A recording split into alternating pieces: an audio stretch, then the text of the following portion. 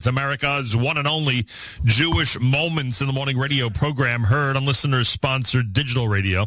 Around the web at NachumSegal.com, on the Nachum Segal Network, and, of course, on the beloved NSN app. David Jasse is in our studio. He is the founder of Torah Wisdom Foundation. They have a Causematch campaign that we are highly recommending, and he is with us live in the studio to explain what the campaign is about, what the Torah Wisdom Foundation is, and give us some insight into his very interesting background as well. David Jasse, a pleasure to welcome you to JM in the AM. Thank you so much for having me on the show. It's a privilege. A pleasure. So you mentioned to me that years back you were actually employed. You had an association with some of the well-known networks out there, including CNN. Correct. My first job was 5:30 in the morning, setting up the studio. For who? For the early morning shows. Who hosted? Do you have any recollection? Yes, Stuart Varney. Stuart Varney. Was that on CNN? Yeah.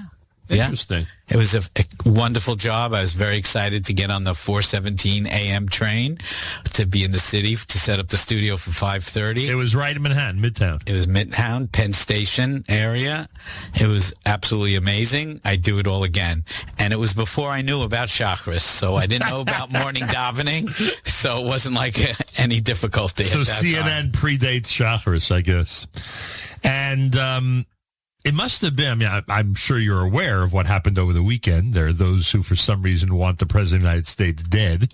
And there was another assassination attempt. And all of your former colleagues were in the room as all this was going on. And I'm wondering, I'm watching the news, and I mentioned earlier to my audience, after Avdallah, I turned on the news innocently just to see what was going on. And obviously this was the top story.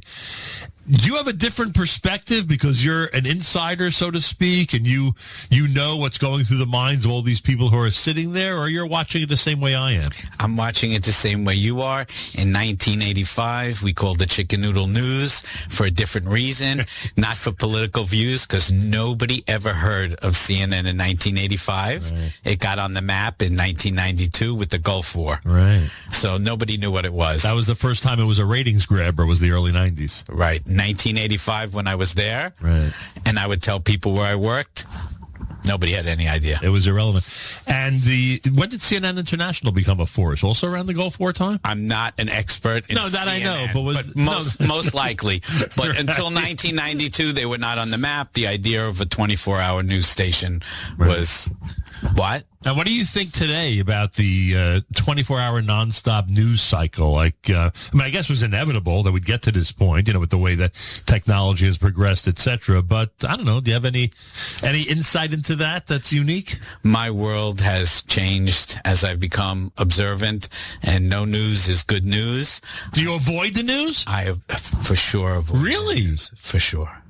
So if I would speak to you about, a basic news item that happened over the last few, I'm not talking about the assassination attempt. I basically just caught that assassination attempt. I was at my parents' house yesterday. Otherwise, you wouldn't have known about it? I may not have known about it. Really? No. You're a smart man. You're a smart man. We were just discussing this over the weekend about the brilliance of people who, in fact, make the effort to avoid all the news. Because news junkies like myself, it's only detrimental. There's nothing positive about being up to date on every single item. So let me give you a little experience from working in television. It's by a person who has an opinion and goes in and makes a story. Right. And don't think otherwise. It's my perspective on that day, and I lead the witness to ask them what they're thinking about, and then I pick the sound bites according to me. I remember when I was working at MTV, and they were doing a thing about Jews for some reason, and I was like, I don't like the way that sounds. Wasn't portrayed well. And they said, okay, I'll leave it out. It was that simple. They're just people. What was that? A Jews in music show? What was it? Why is MTV doing a special about? It could have been a Jewish rock star. Right. It could have been a convent. All I remember was what I just told you. And that was the era where they were just strictly music videos? Correct. That was the beginning of it. I was doing the Week in Rock once a week. As a producer? As an editor. Wow. I edited for everybody at that time. CNN, MTV, CBS, Fox. So you knew Martha Quinn? Did I know Martha Quinn? Not really. Did you know any of those originals? You're such a TV bucket. I am. No, not really. Kurt Loder was the show. It's more of a radio Bucky. Okay. It's more of a radio Bucky because all of them were radio announcers who ended up being the original VJs. So, can I name the original VJs? Sadly, yes. But there's a reason for it because, again, they were all radio icons who moved into this new space that, nobody thought had a chance. Until, so I found your favorite subject, but my favorite subject is teaching Torah with video because Hashem sent me to the video. You don't find radio more interesting than that? Well, if you'd be a regular listener of this show, you would know that that's a topic we concentrate on as well. Just sometimes I drift, especially depending on who the guest is, I drift into other things of interest. but we do spend a lot of time on Torah and Torah wisdom, frankly. So I listened to your show on with Malcolm. Yeah. I know Malcolm. We did videos for the Conference of Presidents many years ago for their dinner. It was quite an honor. Did you hear the entire conversation from Friday or not? I heard a good portion. Did you hear the end of it or you don't remember? No, I did not hear the end when we went through the whole cantorial upheaval in Jerusalem? No, I heard you speaking about anti-Semitism, right. And I wanted to tell you and your listeners that from where I'm sitting, the biggest problem for the Jewish people is not anti-Semitism, it's not cluster bombs from Iran, it's assimilation, it's ignorance.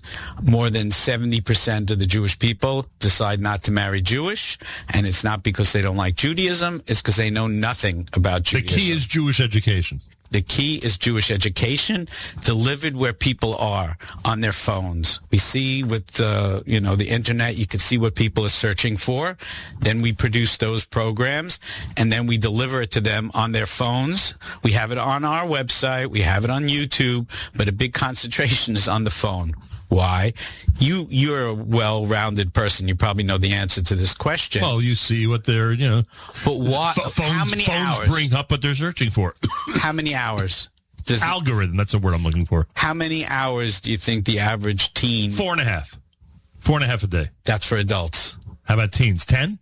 8? 9? 9. Wow. It's insane. So if there's a 15-year-old out there, chances are they're spending almost half of their 24-hour day on their phone. And where are they learning Judaism from? They're learning it from Hollywood. They're learning it from stereotypes. And from political pundits who don't always tell the truth. And even Jews who think they know. Right. That's a problem. This is under rabbinical supervision. And it's very, very important to me that people get legitimate Judaism. So what was your first... David Jasse is with us. We'll talk about the campaign in a second. So what was your first exploration into this area? There was a time when there was no smartphone. You were doing videos then, right? What was that all about? How did you enter this whole space of Torah wisdom? Well, it actually started 20 years ago when I came out of CNN and MTV, and then I discovered Judaism at the same time. And then I found out I could ask a rabbi any question, any subject. So I said, Dr. Rabbi Avram Twersky, isn't a bris barbaric? And I spoke to Rabbi Pesach Krohn, and I spoke to Rabbi Sin Youngrice. I didn't know who these people were. I just knew they were in the outreach world, and I could ask any question, any subject. And we got funding for a bris educational video. And the beauty of Torah is it's evergreen. 3,300 years, it hasn't changed. We used to do fashion videos. The day after they were done, they were out of date. We used to do a technology show that went on the Discovery Channel. The day the shows were edited, they were out of date. Torah doesn't go out of date. So now we're taking that 20-minute program that walks a person through every stage of what a bris is, and Sephardic customs and Ashkenazi customs and naming babies. And now we put them into, 20-second, minute and a half, 2-minute little segments and repurposing them for social media. So it's tremendous. Interesting. What do your parents think of your adventure into Orthodox Judaism? My mother, she should live and be well, is Syrian. She intermarried with an Ashkenazi. And much to the chagrin of who, I wonder. And when I first started wearing a kippah, after a while I took it off, and my mother said, "Why did you take it off?" I said, "Mom, not that religious. Put it back on. You're different than everybody else." Oh, interesting. So my mother, she should live and be well, never puts a piece of food in her mouth without a bracha. I have much more of an appreciation for it now than when I was growing up. When I was growing up, we'd be being chased by my mother to say Birkat Hamazon. Now, Chazdei Hashem, we have 4 children, 2 married, everything I ever dreamed of when I decided to become more observant, which is also what made me decide to do Torah Wisdom. If you want me to tell you that story, it's an amazing story. Well, what, meaning the decision to make videos and to reach people through that medium? The decision to become observant and then have a chiddush and say, you know what, we got to do video. What happened was, I had a great life, traditional Jewish person. I used to drive to my parents on Friday night for dinner. Great. Stay close to the family. Then I would drive to shul, park across the street. You know, Syrians, that's what they would do. And then afterwards, I would drive to the gym, and I would teach aerobics class for 35 women, and life was fine. And then after a while, I started spending staying at shul. And then after a while, I started spending Shabbos with people. Then I started sleeping over. Then when it came to Pesach, I couldn't stay with my family because they would start the Seder at 6 o'clock, and we can't start till it's night. Right. So there was a little bit of rift. It's getting crazy. I can't see my family. I can't drive on Shabbos. It was crazy difficult. So I went to Rabbi Al-Ghazi, whose speeches I used to drive to hear every week. In Queens. And I told him about my problem, and he said, is there something you saw you liked? And I said, yeah, I saw this wedding with 400 people. I saw fire breathing. I never saw anything like that. It made an impact. I went to Yosef Chaim Golding's house, a wonderful family. Thank you, Rabbi Golding. I saw From Shabbos, and it made such an impact. When you see these things, it's not like learning rules and laws when you see it. So that's when I started capturing these things, and I had fire breathing and juggling on video, right? Before everybody shot it, we shot it. And I had Rabbi Mordechai Becher explaining what's going on. So that's how it all got started, because I realized seeing, like Chazal say, seeing is much higher level than hearing. Right. I'm sorry to say, you have a radio show. Yeah, don't worry. Maybe you have to go on TV. And then that's when I decided that we have to... This is theater of the mind. It's almost like seeing. Also, the experiential thing. I mean, the fact that you're bringing these experiences to people, again, with their eyes, they could see it, but in a way they could feel it as well, and they can understand the appreciation you have for it. So, interesting. Absolutely. It makes a huge difference. And that goes on until today. Creating videos that will inspire people and will make them focus on different parts of Jewish life. Yeah, we're doing the circle of life from birth to death. One of the most widely searched topics after intermarriage is death. So what's Kaddish? Really? Yes. Well, when somebody passes away, you don't have to be religious. What do we do with grandpa or grandma? What's Kaddish? What's Shiva? What do you put on a stone? Most people in the Jewish world, when they sit Shiva, how long they sit? 3 days? Something or like 1 day? 1 day or 3 days, right? And obviously we all know, not all know, a lot of people know Shiva means 7, and it's 7 days. So when people don't know how to make a blessing on food, when they haven't heard of a holiday, you start to realize that we live in a wonderful community, thank God, but the majority of Jewish people don't live that way. And it's so important. So the name of the campaign is Let My People Know. Your the most viewed video that you've been associated with in the Judaism space would be what? What's been your most attractive video to people around the world? Do you have any clue? Here's the craziest thing. We were zochet for my daughter to marry into a family that has Moroccan descent. Right. And bang, the henna party with my daughter and her and my son-in-law coming in the basket got 32,000 hits. Chick-chock. People find that fascinating, huh? Very quickly, yeah. The campaign is pretty simple to find, and we are urging people to support the work of David Jasse and his foundation, the Torah Wisdom Foundation. Go to causematch.com/Torah Wisdom. Again, that's causematch.com/Torah Wisdom. This campaign has begun, correct? It's all started already. Correct. It started yesterday. Till when? It goes till the end of the week. Oh, all right. So people have time to take advantage and hop aboard ASAP from now until the 29th of April. Causematch.com. Our friends at Causematch are doing it. Reason enough to support it. Causematch.com/Torah Wisdom. Causematch.com/Torah Torah Wisdom, you, in addition to you discussing the urgency of the campaign online, you also have given it a unique title, Let My People Know, video that brings Judaism to life. And what's the intention? I know that obviously this is an ongoing process, but is there a specific video or a specific project that right now you're looking to fund? Like what's going to be upcoming next once this becomes a successful campaign? We're looking to put out an app. It's nice. I'd never realized how important it is until we started discussing it. Right. And the beauty of an app is you're on the app. Sure. When you're on Instagram, you're seeing all else going on Instagram. When you're on YouTube, you see all else is going on. So it's so important to stay focused. And then I got to tell you an amazing story because I'm a evolving so-called Baal Tshuva. It's been 30 years, but as I reach different elements in my life, I experience new things. What are you up to now? So marrying off children, right? So if you watch the Netflix special on Jewish dating and marriage. There is one? The host is very good, but everything else is American. It's not Jewish. I'm going to tell you the Jewish story that I want to do because when it happened to me, I was absolutely blown away. So my son, we're new to the Orthodox world when it comes to dating. Personally, we see it around us, but now we're experiencing it, right?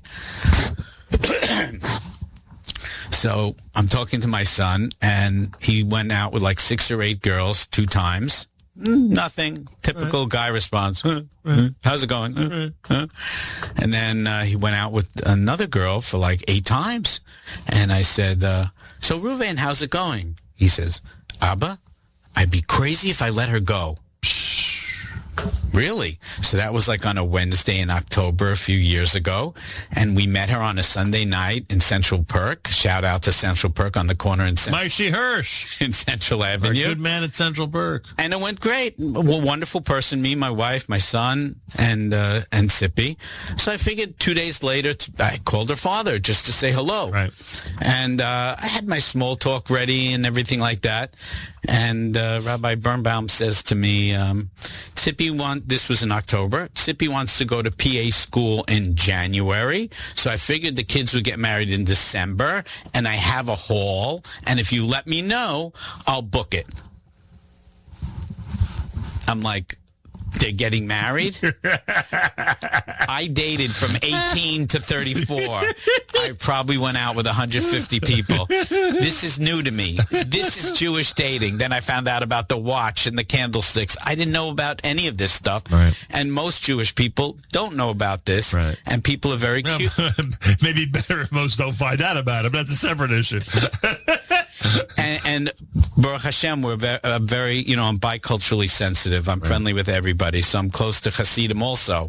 And when you hear their stories and their perspective, I have secular Jewish friends who are not interested in a lot of things in Judaism, but when it comes to like what the Hasidim are doing, I will do, B'ezrat Hashem, I will do a fair job. Unlike usually the films you see are by disgruntled Hasidim or leaving the community, for example.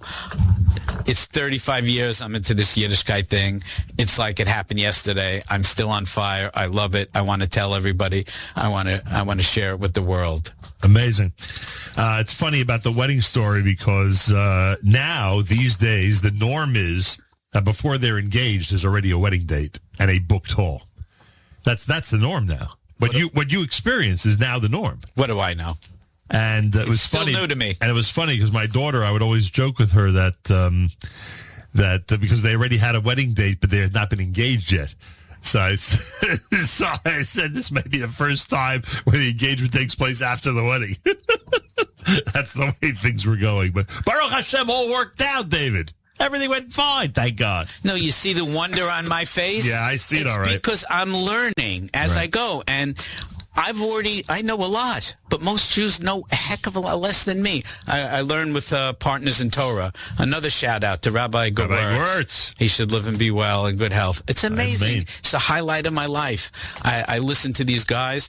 One wonderful man, Mark, he joined up because his daughter was he became Orthodox and wanted to get married. So we went through the dating together, and The father didn't know what was going on. I was there by his side. Then she got married, and Baruch Hashem, they just had a baby boy. Wow. So I went through the whole journey. Mazal tov. And, when we learn together, you get the idea that he really, because he learns, he studies. We do the Parsha every week, and he knows it. And I sit back and let him do it very often. So you think he knows everything.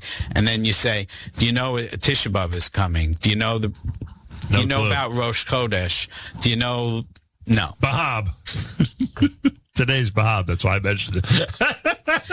I'm just saying we take for granted because we're in this world. We think everybody knows everything. Right. And they're very grateful on the phone. And it's great for me because my family is not going to listen to me more than a minute and a half at the Shabbos table. I get to go for like 45 minutes. Amazing. David Jasse's here. Those of you out there who would like to make an impact, become a social media sponsor, a teaching video sponsor, a literal supporter of the work that they're doing at the Torah Wisdom Foundation. The campaign is live, and we are endorsing it. How do you like that? Causematch.com/Torah Wisdom. Again, that's Causematch.com/Torah Wisdom. And right here, by the way, on the front page, on the homepage of the site of the campaign, what is Purim?